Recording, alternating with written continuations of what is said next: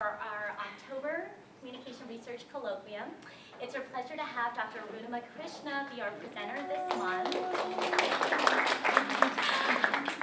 Dr. Krishna is an assistant professor in the Department of Mass Communication, Advertising, and Public Relations. Her research focuses on public communication behaviors related to controversial social issues, particularly issues related to scientific knowledge. Her most recent research looks at how individuals' knowledge deficiency about vaccines impacts their attitudes, motivations, and behaviors about vaccine safety. She's also interested in how public's perceptions and attitudes about issues relate to their attitudes about certain organizations. It's my honor to introduce Dr. Arunima Krishna. Thank you so much, Meena and Jim, for inviting me to do this colloquium today, and thank you all so very much for taking your time and coming here and listening to me ramble on for 40 minutes about my research. It's a beautiful day out there, so thank you so much for taking the time to come in, sit in here and listen to me talk. So the topic of my presentation today is the public side of public relations research. And I'll tell you why I chose this particular topic and chose to present it like this. But before that, let me tell you a little bit about myself because I am fairly new here. My name is Arunima Krishna and I am a graduate of Purdue University. That's where I got my master's and my PhD. Prior to Purdue, I spent 5 years at Purdue. Before that, I was in India, where I worked for a couple of years for a large company called Britannia. Now, if you're not familiar with that name, let me give you an analogy for what it is. Britannia is essentially what you would get if Nabisco married Kraft. So it's a pretty giant company, and I used to do marketing for them. And my background in India actually kind of gave me an inspiration for why I chose this particular topic. It's slightly difficult for me to explain what I do to folks back in India, and sometimes here as well, especially to the non-social scientific, engineering kinds of folks, one of which I'm married to. And so it's slightly difficult to explain to them what I do, right? And when I do explain to them, some of the responses that I get are like this. So you do messaging strategy, the best ways of spinning a story for an organization, do I manipulate the public, do I manage media relations, and so on. And even from folks that have had a comm background here, some of you who have comm degrees, things do get better when I say I do public relations research because they might have heard of some PR theories. So some of those theories are the excellence theory, the image restoration theory, the situational crisis communication theory. You might have come across these kinds of terms, these theory names in your comm courses. Now most of these theories that I have up here tend to be very organization focused. But that's not necessarily what my research looks at. There is a whole different side to PR research that focuses on the term publics. Now before I continue, I'd like to talk a little bit about how we conceptualize the term publics. Now a public refers to a group of individuals who perceive a problem and are motivated to do something about it. Right? And so three broad characteristics of publics emerge from this kind of definition.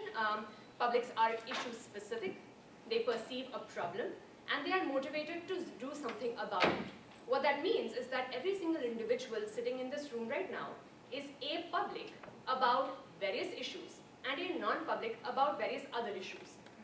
Right? And so that changes how we look at the term publics in that sense. Right? And so the term general public then is invalid because there is no general public. There is a general population of individuals which are comprised of different kinds of categories of publics, which I will talk about next. Now this idea was propounded by Jim Grunick in the 1960s, arguably from a lot of literature in the social sciences. He drew from literature from Dewey, from Bloomer, and so on.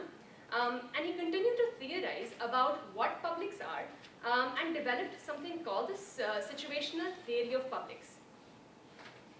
Now, the situational theory of publics is a theory of economic decision making where he theorizes that he rejects the assumption of perfect information in an economic decision making setting.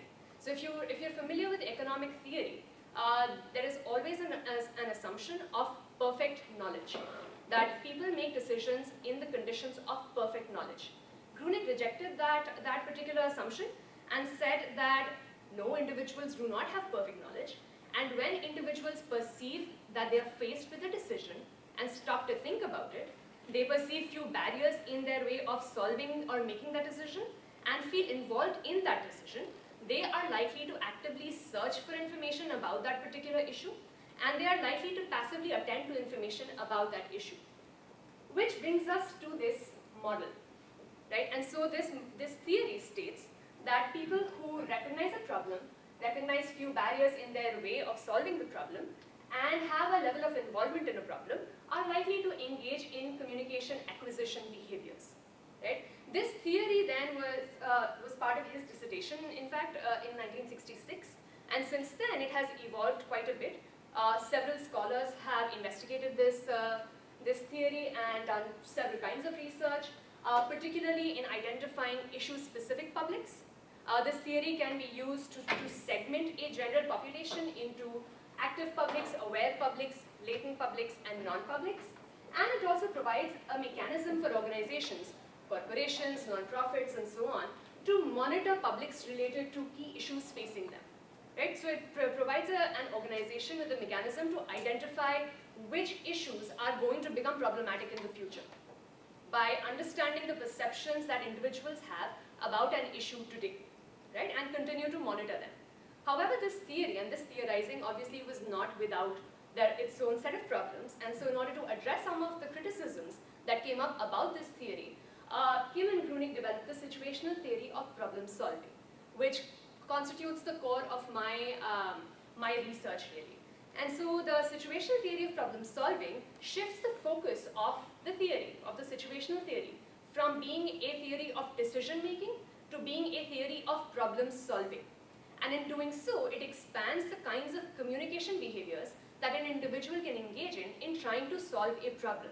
Now when you're making a decision, cognitively if you think about it, you're looking for information so you can make a decision and move on with your life.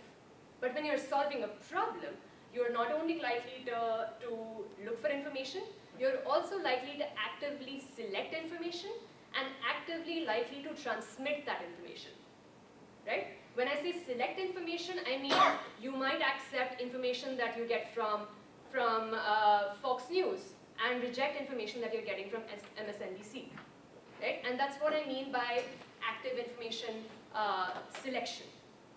The stops also adds a motivational variable into the stops model. And what that means is that the stop to think about it part that we originally talked about in problem recognition was now reconceptualized into a motivational variable. And it adds this idea of a referent criterion into the mix, which essentially refers to solutions that an individual carries forward from a previous problem situation, and really talks about the affective and factual confidence that an individual has in his or her ability to understand the information and solve a problem, right? And so what this conceptualization does is that it extends the explanatory power of the situational theory of publics to make it into a situational theory of problem solving and a more general communication theory. And this is what the stops model looks like. It seems like a lot, but it's actually fairly simple because these are your three perceptual variables. So if you recognize a problem, feel involved in it, and see few constraints in your way of solving the problem, you are likely to be motivated about the problem, and you are likely to engage in a variety of communication behaviors about the problem. Now, another addition or another part of the situational theories is that they assume that as an individual, you will always engage in two types of communication behaviors or two dimensions of communication behaviors. You will actively engage in information seeking, and you will passively accept information or attend to information if you come across it, right? You may actively reject certain types of information, or you may passively permit information to come into your field of vision. You may actively forward information, so without people asking you to give you information, you give them your opinion and your information, or you might share information passively when you're asked for it, right? So every information, every type of communication behavior that you can engage in has an active and a passive dimension. And so this is the full stops model, and this model has been applied in various contexts to understand hot issue publics. A hot issue public is one that rises due to extensive media coverage about an issue. So it is theorized rise and fall as an issue progresses in the media. Employee communication, Kim 2011 also developed the summation method to segment publics into active aware, latent and non-publics, which I'll talk about in just a little bit, as well as a variety of health communication, public diplomacy, relationship management and fan publics contexts. So it's been applied in a variety of contexts. Now with this background into what this entire theorizing other side of PR research looks like and what theorizing in that side of PR research looks like, let me tell you specifically what my research is. And today I'm going to focus primarily on my dissertation. For those of you who are in the PhD program, your dissertation will take up your lives. So take every opportunity that you get to talk about it and to think about it some more and publish as much as you can from it. And so that's what I'm going to primarily talk about as well. So in my dissertation, I propose this idea of a lacuna public. Now what is a lacuna public, you ask? Lacuna, the word lacuna literally means a missing part or a gap, right? So with that context, a lacuna public is a group of individuals who are active or activist publics about an issue, who show extreme attitudes about that issue, but have a knowledge deficiency about that particular issue. And I keep emphasizing about that issue because all of these characteristics are situational, right? So a lacuna public is a group of individuals who are active about an issue but have extreme attitudes and have a knowledge deficiency about it, right? And so those are the three characteristics that emerge of lacuna publics. Now in my dissertation, I studied this idea over two different contexts, and I chose these two different contexts for a very specific reason, in that they are totally unrelated to each other. Because I wanted to test the concept across different contexts, right? I am interested in a variety of contexts to test my concepts in. And so I really wanted to understand whether this theorizing would apply in different contexts or not.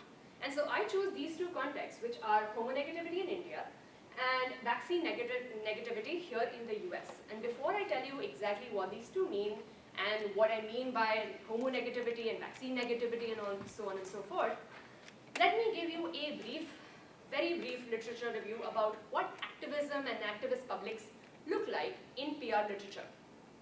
Now activists, as you can imagine, are not a new idea.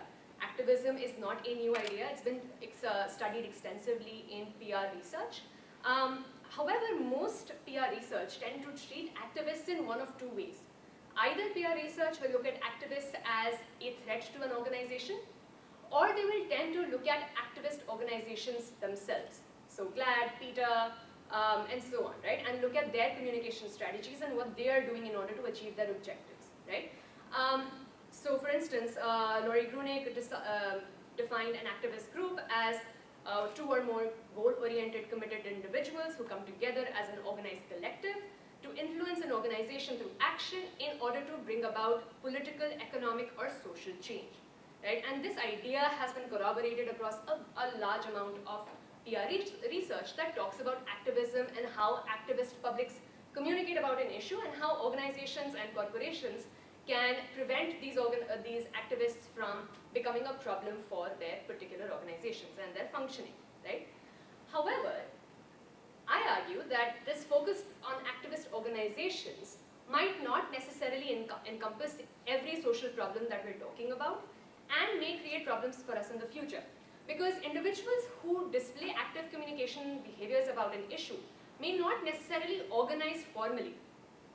Think about that crazy uncle you have on Facebook who keeps forwarding articles about how Barack Obama is a Muslim and therefore was not born in this country and therefore should not be president, right? That kind of polarizing behavior, active communication behavior on Facebook, on social media, also causes several problems for organizations as well as for individuals, and therefore should be a context for PR research, right? These individuals spread their motivation to others, they are catalysts for social change, and complement or impede the work of governments and of non-profits, right? And like I said earlier, populations, a general population consists of active, aware, latent, and non-publics, right? And we are able to segment these publics and identify those individuals who are active about certain kinds of issues using the situational theory variables.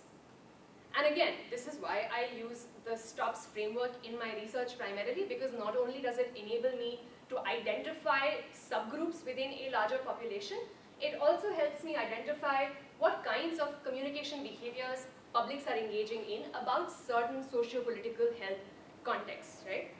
And so again, to recap, and you will hear this word a lot, LACUNA publics are issue-specific activist publics based on their situational perceptions, that is, who are low on factual information about an issue, have extreme attitudes about the issue, right? And what makes LACUNA publics even more important for us to study as a context, because they may be likely to cause others in their social circle to become LACUNA about certain kinds of issues. And anti-vaccine activism is a prime example of that behavior. So first, before I go to anti-vaccine, let me talk to you about homonegativity in India. So homonegativity is an idea or a concept out of psychology literature that talks about how homophobia is a misnomer for fear of homosexuality, because it isn't a psychological problem. It is a prejudicial problem. And so they have described the idea of non-religious objections and prejudices against gay and lesbian individuals as homonegativity rather than homophobia. And I really wanted to study homonegativity as a concept because I come from India, which is one of the few developing or higher income countries in the world that still has not decriminalized homosexuality, which means that you can go to jail right now if you are gay or lesbian. And so I really wanted to understand the intersections between knowledge deficiency, homonegativity, situational motivation about the issue. Also because not only is the India Supreme Court recently recriminalized homosexuality, the government also refuses to do anything about it because of the negative perceptions surrounding homosexuality in the country.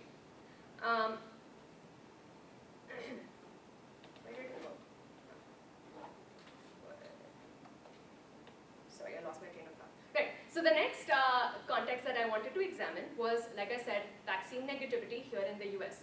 I'm sure a lot of you are familiar with the recent outbreak of measles in Disneyland that happened a couple of years ago, as well as this report that came out in September 2014 that talked about how schools in wealthy Los Angeles school districts reported vaccination rates that were lower than South Sudan, right? And a lot of this kind of negativity against vaccines was coming out, the government found, was that increasing numbers of parents were choosing to opt out of mandatory vaccine requirements due to personal belief objections.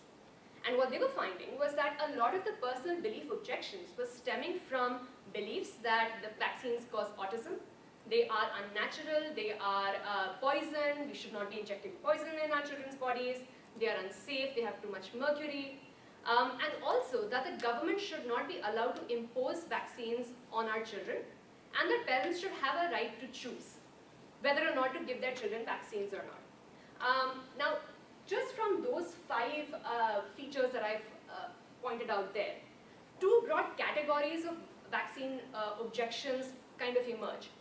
First, there are safety-based objections, and then there are liberty-based objections, which means that it's not just people who believe that, that vaccines are poisonous that are not vaccinating their children. There is also a possibility that people might have negativity against vaccines because they believe governments should not be mandating vaccines, right?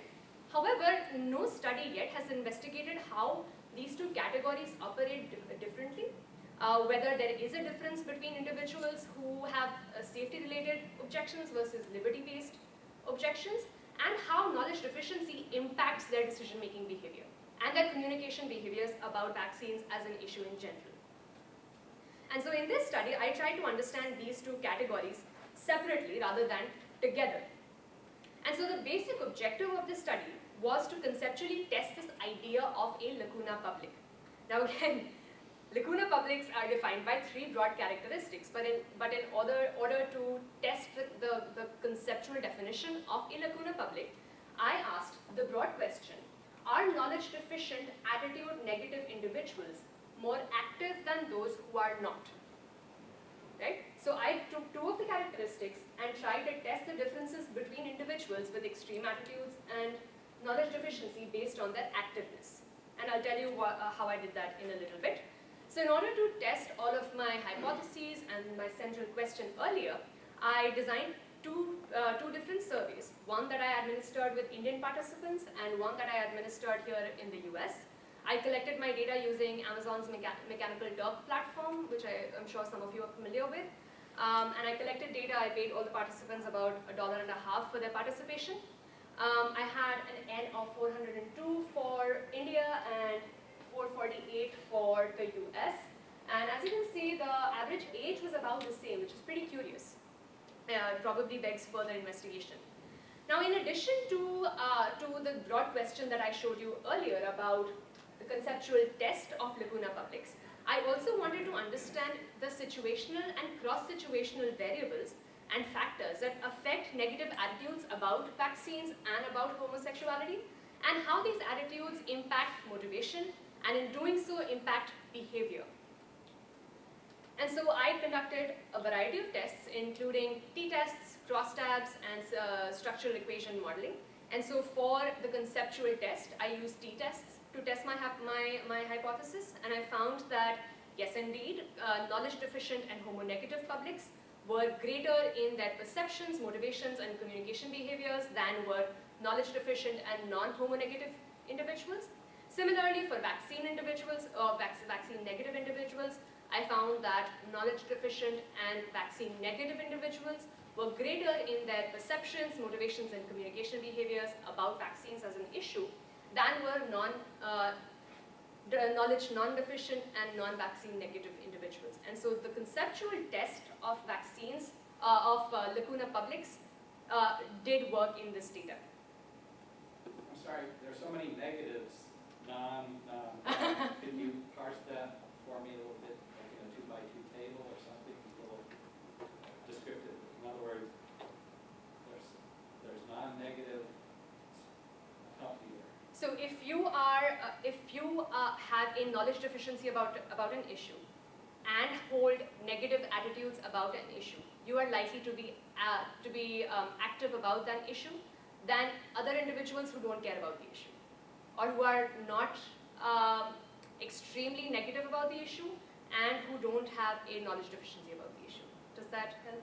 So just to be clear, you're saying that if people have passion about it, they're more likely to get involved than if they don't have passion. Because you didn't mention controlling for knowledge, so is there an independent effect of passion and involvement? I am trying to test whether knowledge deficiency leads to activeness. Okay, because you mentioned passion or caring about the issues. That isn't the variable? No, that comes later. So those are perceptions. The level of involvement is one of the perceptual variables that I tested. And so individuals who do not have enough factual knowledge about an issue and have extreme attitudes about the issue are more likely to be involved in the issue, recognize it as a social and political problem, and likely to express or perceive fewer barriers in their way of solving the problem. Does that make sense? Yes, it makes sense. Thank you. All right, so in terms of cross-situational variables, some of the ones that I was interested in was dogmatism and religiosity and political conservatism. And so I found that individuals who are dogmatic and who are religious or report to be religious were likely to be homonegative. So were people who were knowledge deficient. And this homonegativity led them or was associated with situational motivation about homosexuality as a social and political issue. And this attitude, so attitude translated to motivation, which translated to communication behaviors about the issue, right? And so if you combine these two models, you'll see that cross-situational variables along with situational variables leading to attitudes about the issue as a social political issue, leading to motivation, and then to communication behaviors about it. And so then for vaccines, what I wanted to also do was to compare individuals who had safety-related and liberty-related objections to vaccines, right? And so I ran crosstabs to identify whether there were some overlaps. And so what I found was that out of the 214 people who were highly negative because of liberty, out of them 186 were also negative or had objections because of safety.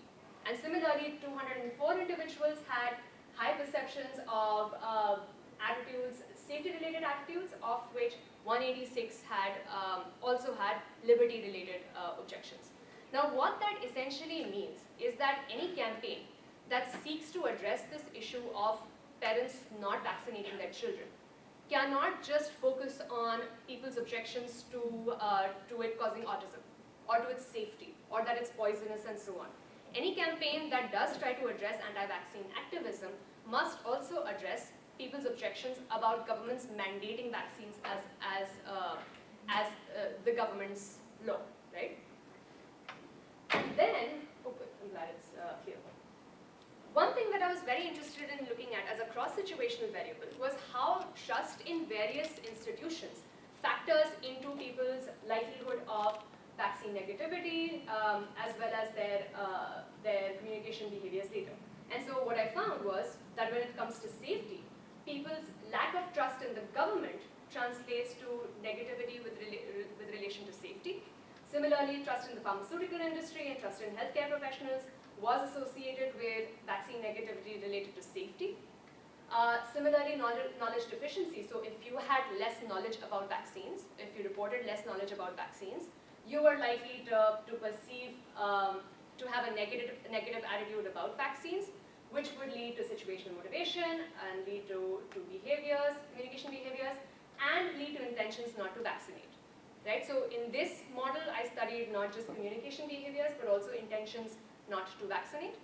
And similar patterns were found at least in the on the situational side of it with relation to liberty-related objections. And so knowledge deficiency was associated with liberty, was associated with situational motivation, and with communication behaviors. And so what this model that you see here, what this provides is a model of knowledge, attitude, motivations, and behaviors, right? And so it brings together a variety of kind of cognitive factors to bring them all together and explain vaccine negativity as a social and political issue in our society today. And so the implications for this particular study that I did, and I plan to carry this notion forward and do some more research and build a research program around this concept, is that this conceptualization of lacuna publics was validated across two cultures and two socio-political and health contexts.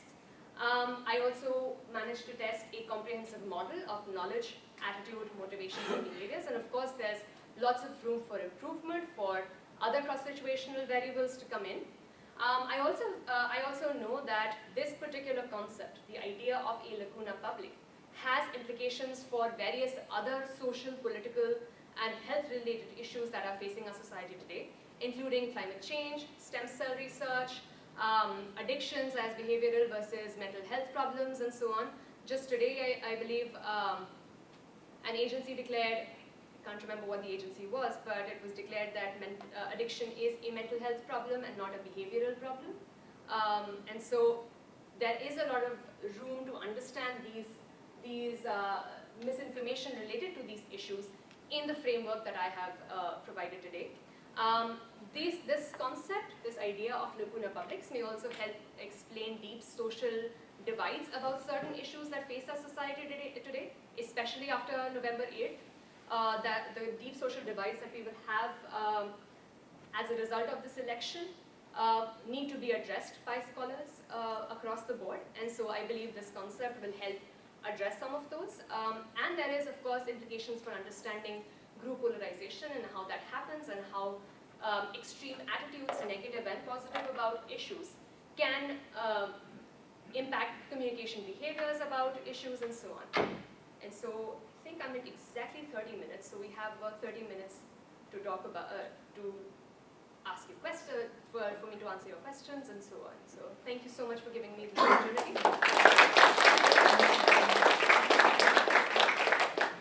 Eddie. I'll try one. Thank you. I followed you. Thank you very much. Thank That you. was really nice. I studied with Lori. You mentioned Lori Gruning's work back in '92, so I studied with her. I was in her class, and I read her work. I think it was in the Excellent Study on Activism. That's my recollection, Yeah. right? Okay. So, when the students ask me, how do you deal with activists? I think Lori might say, well, you don't ignore them. Yeah. But if someone asks you the question, and I have one other quick question after this, how do you deal with activists? How do you deal with activists? And I know it's a large, loaded question. What kind of activists were they going? Do you have any general thoughts on that?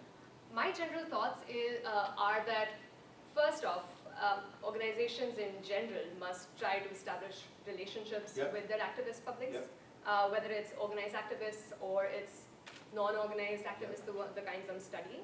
And so there are definitely implications for organizations in this study as well, for the CDC and so on. But I think it's important for organizations to understand where activists are coming from, and like the Excellent Study says, build mutually beneficial relationships with your activists and integrate their thoughts into your decision making. Okay, thank you. And my follow-up on that would be, I think when Lori, thanks by the way, when Lori did her work, my understanding was that there was very little social media, right? And so of course then we've got this paradigm shift, this major profound change. And would you talk just for a minute about how your answer might have evolved or might be evolving in lieu of the social media environment in which we find ourselves today relative to 91 or 92 when Laura did her work? I think this work particularly is contextualized quite a bit because of the emergence of social media. Just because with social media, if I urge all of you to go on your Facebook news feeds and see what kind of messages you're seeing from people who you're friends with. Have you ever gone ahead and actively unfollowed somebody because you didn't agree with their opinions? I have. And so what that does is, it creates echo chambers for us, right? It creates this perception that everybody in society also thinks the same way that we think, versus the other side is completely wrong. There's this idea of projection bias, right? That just because we think a certain way, we assume that the larger population also thinks a certain way. And so social media definitely contextualizes the work that I am doing, for sure. And that's definitely going to be one of the directions that it's going to take, to try and understand how that happens. And if you have ever unfollowed somebody on Facebook because they were rude or you didn't agree with them, I might have a study coming up. So keep an eye out. Thank you. Thank you. Thank you, Eddie. Sorry, to follow up on that, can you talk a little bit, Arunima, about the variable knowledge deficiency? Because kind of going back to what Eddie's point is, we have so much information out there. How does that then affect that particular variable? Because I can understand how with echo chambers, you might just be constantly hearing your own thoughts and ideas, but then you still have a vast array of diverse opinions, right? So can you tie it in with that particular variable of interest? And so one of the things that I had to do for this study, and that's why I'm interested in scientific information, is to differentiate between scientifically accurate factual information, and that is how I define knowledge in this particular study and in my work, to be scientifically accurate information, versus being able to sort through information and critically analyze it and understand that it is not factually scientifically accurate. So does that answer your question at all? So I just had to define knowledge as being scientifically factually accurate. And so that actually featured into how I designed my knowledge variables or knowledge tests for homonegativity as well, where I had studies and statistics versus opinions. Jacob? Yeah, great talk, really interesting work. One question I had is if you wouldn't mind going back to one of the SEM models. Which one? Good one. So what I wondered is if you looked at all of putting intention not to vaccinate as the result of some of the information behaviors, like information seeking, and if any of those coefficients would have happened to have been significant, or you didn't try that in the model. It seems to me thinking that that might have, you know, some bidirectionality Yeah. of the outcome, Mhm. and not just kind of stand alone there as a result of concerns about Right. vaccine negativity Yeah. by liberty or by safety. Right. I didn't test those parts, but I will go back and do it now. Because that's a legitimate point. Actually, I have a question about specifically that model. Yeah. So you have this lacuna public which is knowledge deficient Mm-hmm. and correlates to lower trust in a variety of authoritative sources Mm-hmm. and a higher tendency towards information seeking, presumably subject to a really strong confirmation bias. Right. So if that's the case, what sort of vector would be appropriate for education, for actually sharing, you know, what you have constituted as valid knowledge, Mm-hmm. if they're mostly operating within their own echo chambers and don't Right. trust in authority? So one of the other tests that I ran was to try and understand what levels of trust we're actually looking at between lacuna and non-lacuna publics. And so one of the things that I found was that across the board, trust among lacuna publics, trust for the government, for the CDC, and for the pharmaceutical industry was abysmal. On a scale of 1 to 5, their trust levels were about 1.7.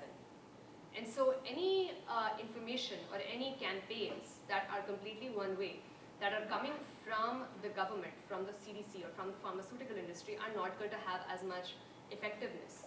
On the other hand, trust in healthcare professionals was at about 3.5 even for lacuna publics. And so that is a positive direction, at least for us to work with, because that basically says that individuals, even though they trust lacuna publics, even though they trust their healthcare professionals less than non-lacuna publics, they do trust them more than they trust the government, or they trust the CDC, and so on. And so I think that is one direction that policy does need to go into, about having conversations between healthcare professionals and individuals who express negativity towards vaccines. And there is this movement among the medical profession as well, especially pediatricians, to fire patients who don't vaccinate their children. And that objection from the pediatricians is also valid, because they're trying to protect their other clients or their other patients who cannot get vaccines. There's this whole idea of herd mentality. And because people who can vaccinate their children don't vaccinate their children, our herd immunity goes down from about 95%, which is what it should be at, to about 84%, which is where it is at right now. Which means that kids who cannot get vaccinated because they have immunity issues, they had cancer when they were young, they were sick when they were young, and can't take vaccines, they depend on herd immunity to protect them. And so it's understandable from the pediatrician's point of view also to do that, but then there has to be some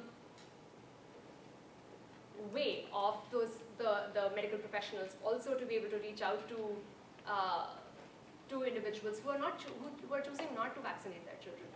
A lot of the objections that anti-vaccine individuals have stem from a 1994 study by Andrew Wakefield, where he did interviews with mothers with kids who had kids with autism. And so through those interviews, he established a link between the MMR vaccine and autism. And so people take that as the basis of their knowledge, as factual knowledge, and then run with that and say that because he said that MMR causes autism and other vaccines are poison, I am not going to vaccinate my child. Subsequent studies, longitudinal studies that have studied 12,000 children over the course of 10-15 years have disproved that claim completely. And so where is that information going? Is that information not reaching individuals? If it is reaching individuals who are vaccine negative, why are they not believing it? That is something that healthcare professionals in the field can help to address, rather than the CDC or the government. Does that make sense? Yes. Michelle? Very nice job, very interesting. I have 2 questions. I can't remember whether we've talked about this already. Have I asked you if you've heard of the book Do Facts Matter? It's by Katie I Einstein. think we've talked about it. Yeah. She's in the political, she's not here, she's in the political science department Oh, here okay. at Boston University. And she co-authored this book where they categorize 4 different quadrants, if you will, Mhm. of people's knowledge levels and their confidence in their beliefs. Right. So in one quadrant was the people who are high knowledge and Mhm. very confident in their beliefs. Mhm. That's where we want people to be. Right. And then the worst quadrant is the people with low knowledge levels, but also have High confidence. high confidence, Yeah. right. So this kind of ties in what you were just talking about, Yeah. the study that's been debunked about the vaccinations and this whole fact-checking movement that's emerging. Can you talk a little bit more about how you measured motivation? Because there's some people who are politically motivated Mhm. or they don't care about the right answer. Right. And so the way I measured motivation was issue-specific motivation. So I feel strongly about vaccines. I believe vaccines to be a social and an issue of social or national interest. I have stopped to think about vaccines as a social or national or health-related issue. Does that answer your question about? So I didn't measure cross-situational motivation in that I'm motivated about politics in general versus grounding it in the issue itself. But that is definitely one of the directions to take as well, whether I am motivated about naturopathy as a legitimate alternative medicine paradigm versus I believe my doctor, or I'm motivated about allopathy and traditional medicine, at least for this issue.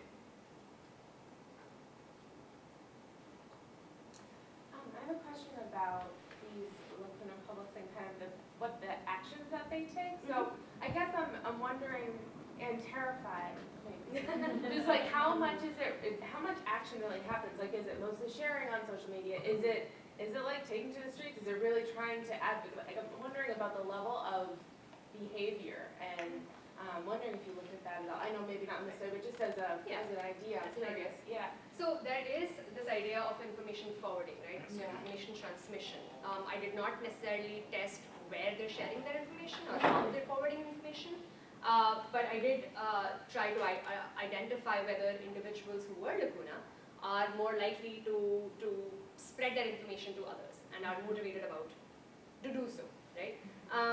For both issues. There have been cases where that have, at least in India, let me go back to that slide. Sorry. There have been protests against homosexuality and so on. The anti-vaccine movement is a case study in behavior stemming from misinformation, and so it might not translate necessarily to a protest level communication behavior, but it is transmitting to behavioral intentions and intentions not to vaccinate their children or themselves in case of the flu shot. Does that answer your question? Yeah, no, that's And there is definitely, and if not for these two issues, there is most definitely behavior that we see manifesting by LACUNA publics in, well, where did it go? I'm sorry, it went away. In other kinds of issues like climate change denial, and so on.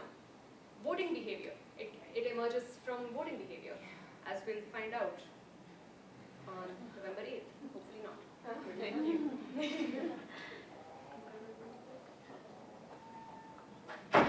Thank you, Arun. One quick question and one maybe slightly longer question. So in defining a public, I know with activist groups, I think the definition was 2 or more individuals. Is there a certain numeration for a public? No. Okay. And so in the context of, I think one of the topics was relationship management.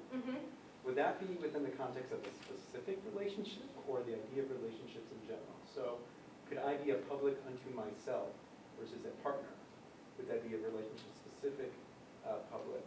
Are we talking about larger, does it always have to be a larger at a societal level as opposed to, say, dyads or smaller groups? Not necessarily. It does not necessarily have to be at the societal level. But in order for organizations to pay attention to an issue, or to a public, it has to have some critical Right. mass. Okay, so then, I know, thank you, and piecing together some of the several comments here, so we've discussed echo chambers Mhm. and herds and degrees of confidence and information forwarding. And I'm wondering to what extent, either theoretically or within your own data, you've considered the idea of sort of perceived social standing in terms of majority-minority. Sure, yeah. So would that potentially be a mitigating factor in the likelihood that you would say and or do something or have certain intentions? Oh, definitely. Those are issues that I'm exploring right now. I'm looking at this idea of hostile media perception to try and develop this idea of hostile social media perception, along with projection bias on social media, and how that translates to motivations and perceptions about these issues, as well as this idea of the spiral of silence, right? To identify majority-minority opinions and the silencing of a silent minority, and how that happens or that might happen on social media. So those are definitely issues that I'm tackling, or trying to tackle at least, in my research going forward. This, like I said, was primarily my dissertation, and so there was only so much that I could take on while doing interviews and try to get a job and get an amazing job. So yeah, thank you, Jen. I think I don't know so much about the literature about knowledge deficiency, but I think you said you measured it like in a scientific way. So, but I think sometimes when people have a very strong attitude towards something, they don't usually just base on their factual knowledge about something. Right. So maybe it's like emotionally involved or something like that. And then another aspect is that the intercultural consideration about this, because you measure different topics in India and then in America. But if you're about to measure the same topic, maybe in two different places, they may have a huge knowledge gap. So maybe here I know something very well, I have a lot of information, but in another country, I might only know 50% of the same issue. So I don't know how to address that interculturally. And so knowledge deficiency, even about the same issues, manifests very differently across cultures. I was speaking to the scholar from Nigeria at AHMC when I presented actually part of this data at the conference, where he wanted to read the paper because he wanted to identify or to talk about what knowledge measures are used. Now the knowledge measures that I used were aimed for a US educated audience, right? If I were to do it in Nigeria, I would take more of a religious standpoint in trying to figure out what constitutes knowledge and how that knowledge becomes, or what kind of invalid knowledge exists there, right? Because there in Nigeria, they might know about the whole anthropic study. Their knowledge deficiency comes from the fact that their pastor or their imam is telling them not to vaccinate their children because the devil will go into their children if they do vaccinate their kid. Does that make sense? And so I think the country, the culture does contextualize how knowledge is measured, most definitely. Right? I thought about how you apply the same model to context other than like scientific communication, because if you test knowledge deficiency for a scientific subject, you do have a list of aspects. A baseline, that, yeah, baselines. But if you test it on like political communication, there's so many aspects about like each of the candidates. And how do you measure the knowledge deficiency? That's why I chose a subject like, or an issue like homonegativity, just because there is no scientific basis to being homopositive. Does that make sense? And so what I did in that case was looked at studies and provided statistics that children who grow up in same-sex households tend to be more promiscuous or not more promiscuous and so on. So I used that kind of scientific data to supplement knowledge or to test knowledge. Does that help your question? With political campaigns, of course, there are so many dimensions to where candidates tend to be divergent in their opinions and in their standpoints, and so I think that might require a more stratified approach to say on this issue where is X candidate versus Y candidate. Was that your? Yeah.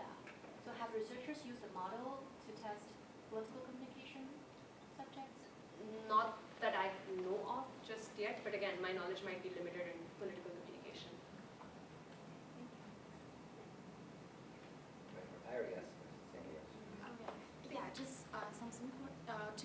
questions. First one is, the other question remind me that did you find any like differences between the two cases, which is US and the India case? I didn't compare the two. I didn't compare the two data sets.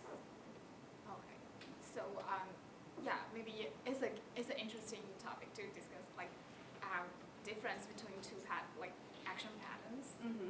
And another question is, could you please just explain a little more about the identity of the participants, the respondent of your survey? Because do they or like activisms for those topics, or they just like general publics you define? They were because I surveyed on MTurk, obviously my population was limited to people who had access to the internet. Now here that might not matter that much, but in India, where internet connectivity is not that high, it does matter that my survey was completely online. However, let me go back to where is it? There it is, right? And so, so my population is limited to MTurk participants. That's why I'm not making generalized claims, but I'm talking about these are patterns that I found that might help us understand a wider picture. And what else would you like? Sorry. Yeah, I'm just wondering if this population are actually the activists for these topics, or they're just general publics. I mean, they are general populations from which I try to identify active publics from within a larger population. So of these two populations, for homonegativity, I think I found about half were LACUNA publics, and similarly for vaccine negativity, I found that about 214 were negative, were highly negative and knowledge deficient. So about half of those this sample, each of those two samples turned out to match my conceptualization. Again, and I needed that because I needed to compare LACUNA versus non-LACUNA.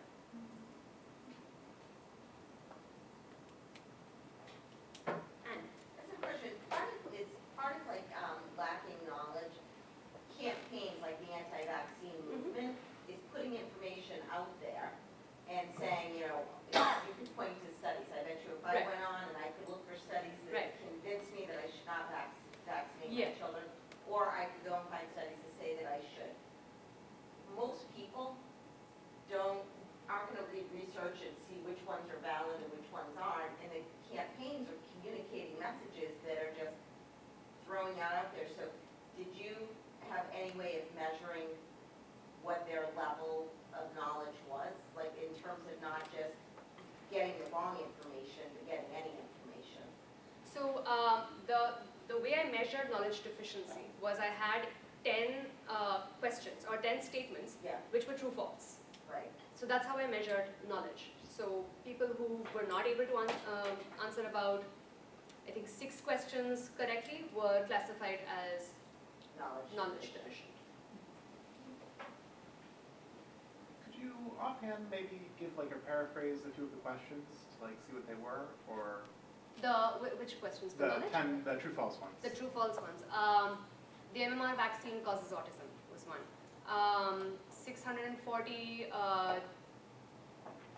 There was 640 cases of measles last year. Measles is a vaccine-preventable disease. There is too much mercury in vaccines, which is poisonous. Those are the kinds of questions that I developed them using the CDC's website.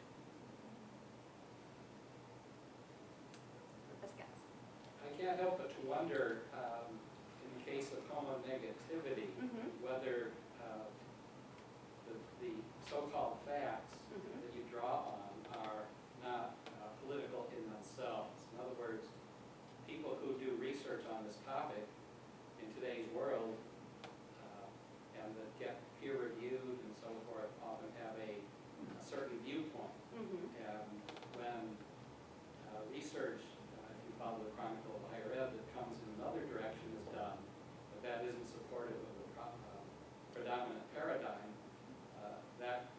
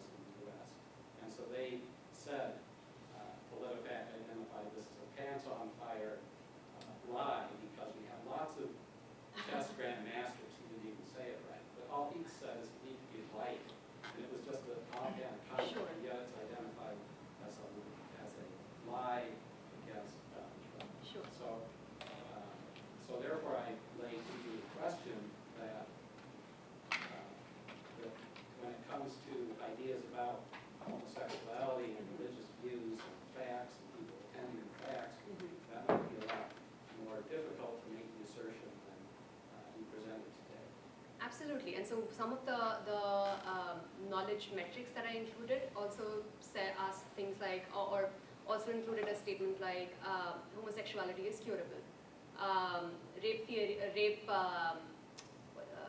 therapy can cure homosexuality, and I ask these questions specifically because they're contextualized in India because it's still legal. Parents still send their children out to these camps where they have electric shock therapy and so on, which have been shown not to be effective to cure homosexuality. So I did. You mentioned the one about children being raised in families.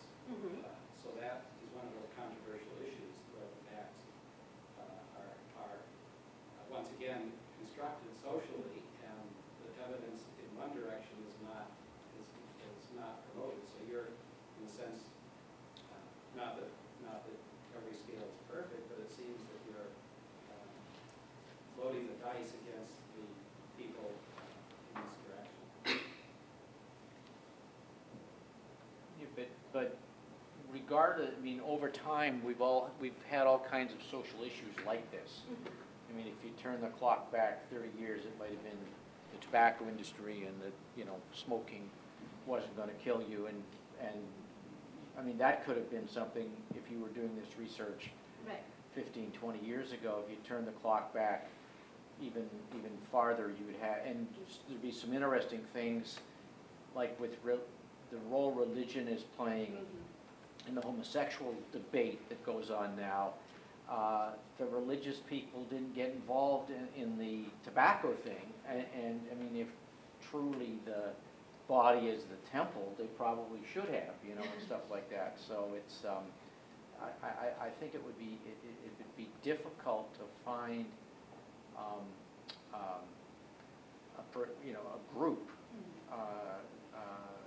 but I think that Jim makes a valid point. Yeah. But going forward, I think you've done some good stuff here. And so any controversial issue will be contextualized by the time that it's set in. So similar to what Don just said about smoking. 30 years ago, we might not have been able to find studies that said smoking was bad for you, but now we can. And so it's contextualized by the times that we're living in. The other thing also is because in India, homosexuality is considered a Western disease. And so it cuts across political spectrum.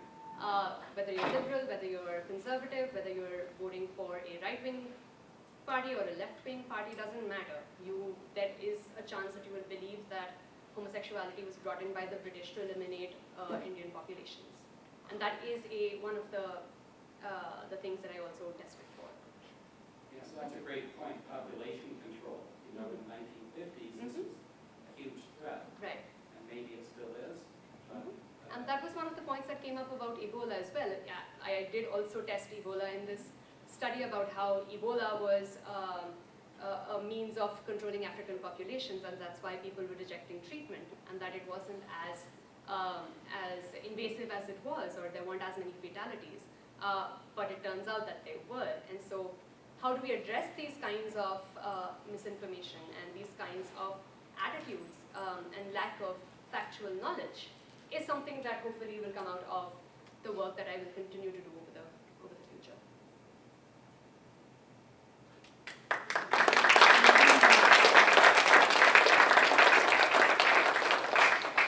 Just a quick announcement for next month. So it's November 9th, the day after Election Day. So 4 p.m. here. Actually, it's not going to be here in the college, but it's going to be across the street at 9 Silver Way at the Trustee Metcalf Center. It's going to be great because we have our distinguished lecture speaker, Professor Emeritus of Psychology from the University of Massachusetts. Isaac Eisen is going to be here, and he will be talking about the theory of planned behavior and how it's tied to a lot of areas, really with the focus of persuasion and how it crosses all different areas from film, television, advertising, public relations, all different areas, as he knows that our college really spans all the different units. So it's really exciting. So November 9th, 4 p.m. over at the Metcalf Trustee Ballroom Center. So we'll send out, of course, more information about that. But thank you so much for being here. Thank you so much.